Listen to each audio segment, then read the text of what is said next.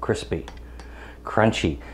That is what we're looking for, that real sharp, crackery kind of crisp that makes a wonderful crunch every single time you bite into it. So that's what we're looking for, and that's what we got. Gorgeous chicken wings. Howdy folks, and welcome to Texas Cooking Today. Ladies and gentlemen, this is a Texas Cooking Today cooking tutorial. If you don't need a lot of extra information on technique and methodology, the previous episode is just the recipe. So for now, let's get in that kitchen and get busy making some delicious food. Come on.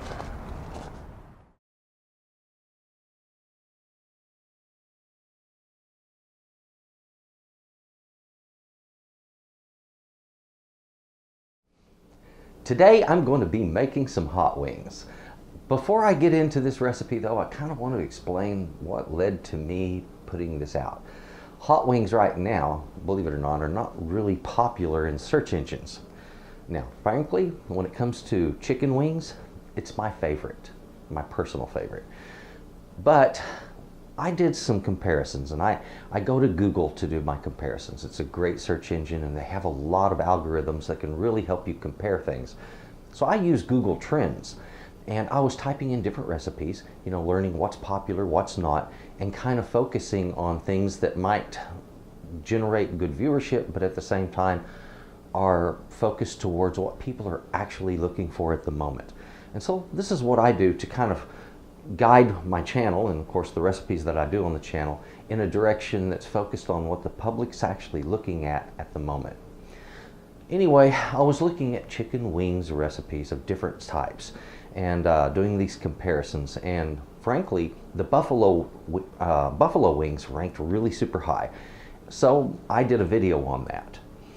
But here's the thing, I was thinking, even though hot wings aren't ranked really high right now, and there's not a lot of people looking for them, they're one of my favorite recipes, and I know there's a lot of other people that are going to be out there wondering, how do you make a good hot wing? Lots of buffalo wing recipes out there. Let's get into the reality of hot wings. It's a battered, spicy wing, and it's delicious. So folks, I'm going to show you my recipe and how to make it on hot wings. I've got a bunch of ingredients out back here. Let's take a look at what we're going to use and get busy making this very simple and very delicious dish. Come on. Folks, here we have some beautiful wings. I have a total of 10 drums and 10 of the lower wing right there. And we're going to get those seasoned up on that pan. Behind that I have a couple of bowls. The top bowl already has some flour in it. And the bottom bowl, I'm going to be mixing up the rest of our batter. The batter I'm doing on this is a two-part batter. It's what they call a dry batter. And it is flat delicious. Down here you'll notice we have some eggs, milk. Down here you'll notice we have some eggs, milk. In the back over there I have some salt and a jar of cayenne. Now folks, cayenne is fiery hot.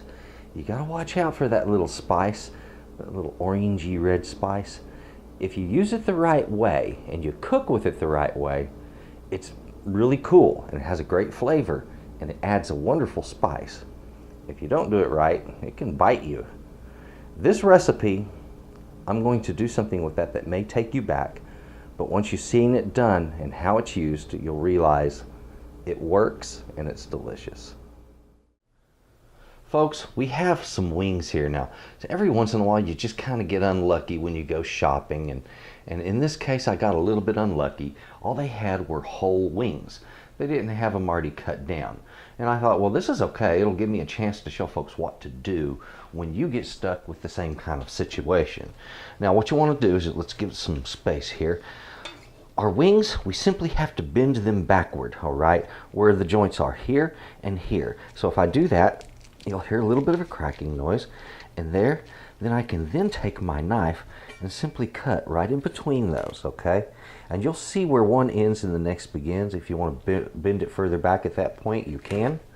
And it makes the cutting very smooth and easy. So there's your little drumette, okay, very simple. And down here, we need to process that tip off of this. Now, the tip, you just cut into it. Again, bend it backward. You can kind of see that joint in there. And then cut that off, all right? Sometimes you'll have to cut through a little bone. make sure you pinch that knife, choke up on it really well, as you see me do here. And the reason is if you're back here on this blade, you know, the sucker can rotate on you and hurt you.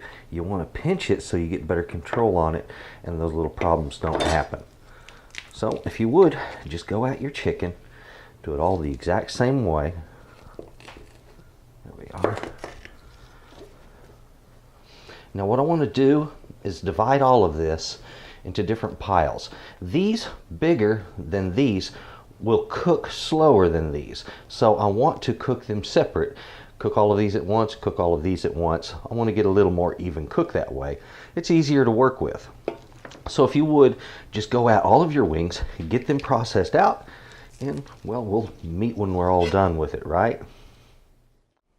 And there they are. It was just that simple, and it didn't really take very long. So if you kind of get stuck with having nothing but the whole wing, don't be afraid of it. Just get it and go ahead and process it out. You'll be fine. Folks, in a moment I'm going to be spicing the chicken, and I wanted to give you a quick message before I do that, because when you see how much of the cayenne I use, you're going to say to yourself, I can't make this chicken. It will simply be too hot. There's no way I could eat that. Okay? And I don't expect you to do it to all of your chicken. Do 1 or 2 pieces this way and fry them and find out. That way you kind of get proof of what's going on. Let me explain something. What makes that cayenne hot is a oil that's in that powder. It's an oil called oleoresin capsaicin. This oleoresin, or oil, which is called capsaicin, is hot. It's fiery hot. That's what they use in pepper spray. That's what the police use in pepper spray. And that's what's in all chilies and peppers. That's the stuff that makes them hot. Okay? Now, cayenne is fiery hot. Upwards of like 60,000 Scoville units. So very, very hot. And when you see how much I'm using, you'll say, well, there's no way I could eat that. That's going to be way too hot. You have to remember, it's an oil. We're frying in oil, specifically deep frying. This does not work for shallow pan frying. This does work for deep frying. When you're deep frying your chicken, the oil that you're cooking in, basically the oil from the capsaicin washes into it. Okay, they mix together. And from all of that spice you put on the chicken, you're going to lose somewhere around 80, sometimes up to 85% of the oleoresin oil that you put in there as a spice. So the vast majority of heat actually just gets washed out into your frying oil, which means you get to be liberal with the spicing. And you're going to see me do that today. You're going to see me turn some chicken orange with cayenne, and you're going to think, oh, there's no way I could eat it. But remember, we're making hot wings. They're going to be hot, but they're not going to be anywhere near as hot as the amount of cayenne that I'm putting on it. Because remember, most of the heat gets cooked right out of it. So let's get into spicing this up. Come on. Now folks, here I have my chicken. My salt first, and I do it first because I can see it easier. So I want to hold my salt high, about 1.5 feet above the chicken, and just move my hand back and forth, letting those granules fall evenly. Isn't that nice? There we go. So this way you get really a much more even spread of salt and a good flavor. You don't over salt your food, and you can see how much you're putting down. Our cayenne, as I mentioned, it's going to be liberal. So if you wanted to go light, that right there, that would be light. But guess what? You're not going to taste much, all right? So what you're going to see me do here is get a little bit dangerous with it. Turn this. There we go.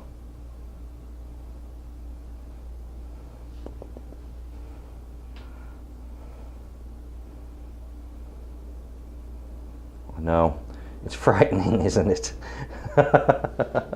If you were baking something with that much cayenne, it would probably be inedible, okay? It's just that hot. No way. I wouldn't want to. But when you're deep frying, the rules change just a little bit. That's one of those little tricks that you don't get a lot of chefs telling you, but it is a trick of the kitchen. And it does work. Folks, as you can see there, that is a lot of cayenne on the chicken.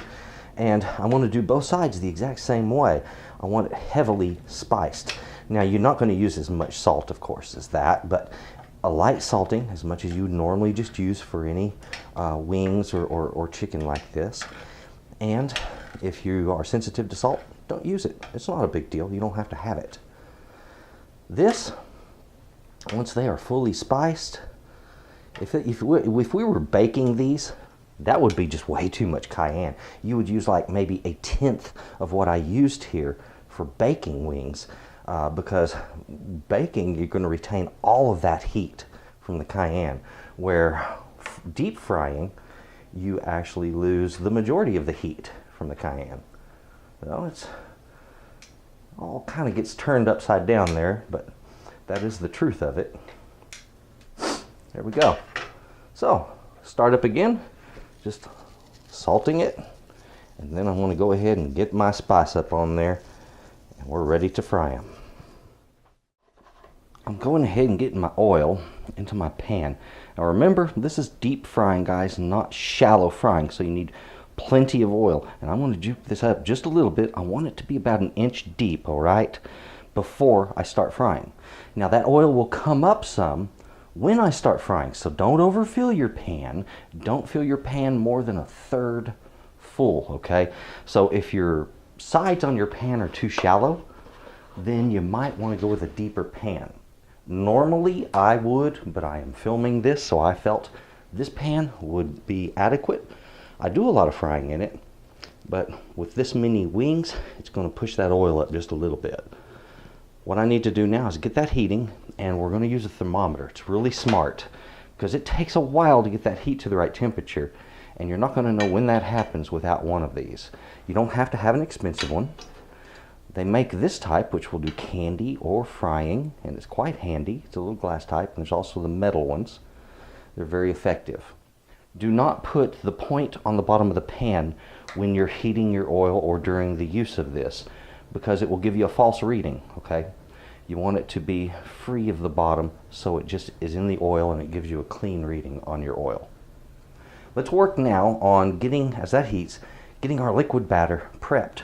This only takes a moment. It's time for us to go ahead and prepare the liquid portion of our batter. This is easy enough. I have my eggs. I'm breaking the yolks, and I'm just going to beat them.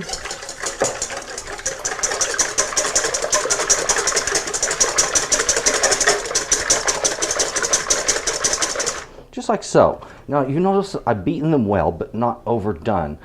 That's all I need to do. Now I can just work that milk in.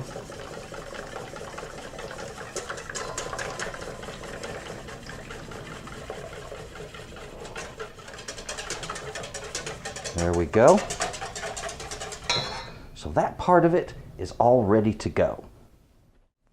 Guys, when I'm getting ready to cook these up, I'll start with my small pieces. All right, I like to cook these first. The cooking's a little shorter, and the flour that gets down in the oil won't get overcooked as you're cooking the drumettes later, because it reduces the amount of time that flour's been in there. Okay, so there we go. Once you get these fully floured, and here's another trick. See how I put them in there? Watch. Give it a shake, and look, everything is buried, okay? It just pulled them right down into that flour. And that is the best way I know of dusting off your product. Boom, we're buried in there again. So here I have six of these wingettes, and what I'm going to do is I'm going to get these down in that liquid batter, and I'm going to go back and forth between the liquid and dry. So what you're wanting is you're going to start with a piece of chicken that has that on it. We're going to get them all right over here. And the reason we do this, we're building a thick batter. Now folks, are there other ways to batter? Well, you better believe it. You know, one of the most popular is called buttermilk battering. And buttermilk battering is nice because the buttermilk is so thick and it holds so much of that flour that it does very, very well when it comes to producing a crunchy crust. However, it has also kind of a disadvantage there in that it doesn't brown as easily as this egg mixture does. The egg mixture turns brown a little bit faster, and it also has the advantage of producing a type of crust that stands up more when it's being cooked. And you'll see that in a little bit. You'll see how that produces a really crunchy, kind of crispy crust that's very unique. The crust doesn't lay as flat as a buttermilk crust does. It's more rippled and has more ridges in it. Now, as my temperature's coming up, it's about 275 now. I want to go ahead and put my next layer on these.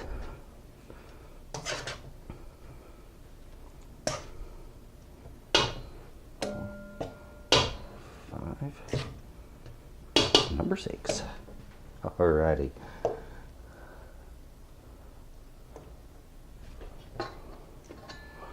If you'll notice, I do these 2 at a time. Makes them easy to work with.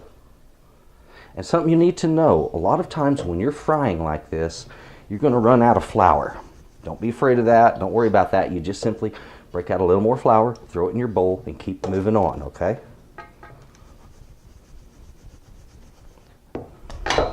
And the reason we don't start with more flour to begin with, we do not want the flour flying out of the bowl as we're dusting it. I mean, I've got enough of it going everywhere.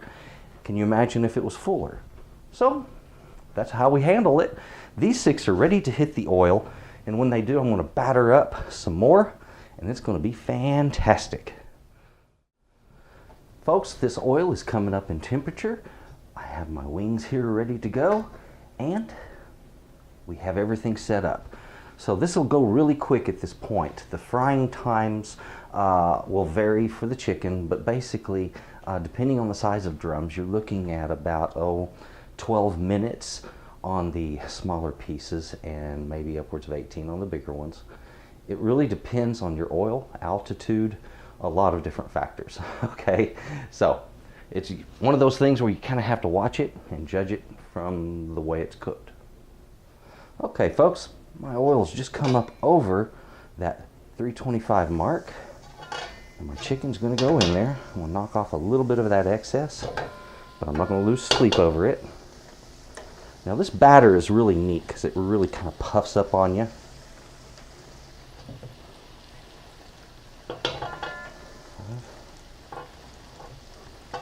And, you know, I thought about doing more, but now that I see how big they are in there, I'm just going to go ahead and do 6 at a time.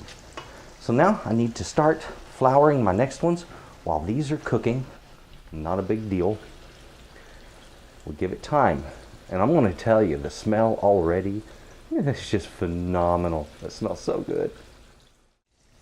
When handling your chicken, do not use the same tongs that you batter with, okay? You want 2 separate sets of tongs, 1 for each. After these have been in for, about 1 to 2 minutes, I just like to flip them over. It helps with a little more even cooking. It sets the batter better.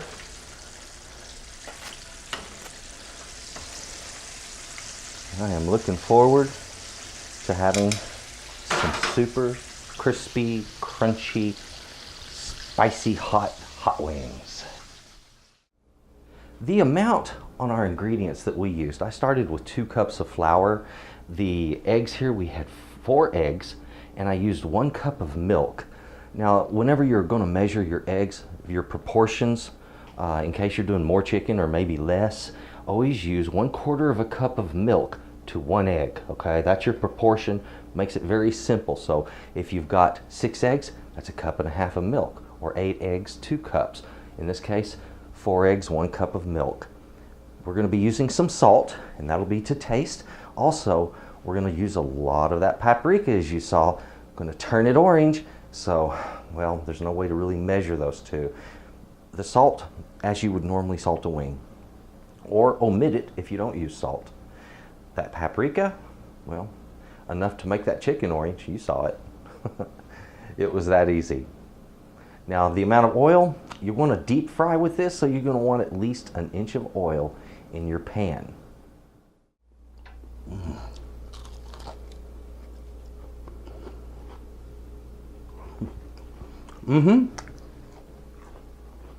I'm enjoying it. That's some good chicken. I absolutely love hot wings. I don't know what it is about it, but folks, this is a magnificent recipe. Not a hard one to do. As you've seen, it produces magnificent results. The chicken itself, oh, look at this. Beautiful, crispy, crunchy chicken. It doesn't get better than that, guys. All right, that batter is a winner. The flavors are spot on, and like I tell you, the majority of the heat, it's sitting right back there in that pan of oil that's cooling down. That's where all the capsaicin is. The chicken isn't that hot. It's a little bit spicy, but not uncomfortable. Folks, please enjoy this recipe, and thank you for watching. If you would, thank you for watching Texas Cooking Today. Please, if you would, hit that subscribe button, share this video, let some other folks know about the wonderful goodies that you're learning how to make. Thank you very much for watching. Bye-bye. Well, folks, there it was, another fantastic recipe. Thank you very much for watching Texas Cooking Today for this episode. If you would, please take a look at my channel, and there's a lot of really good recipes there.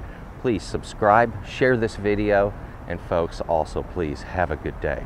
Bye-bye.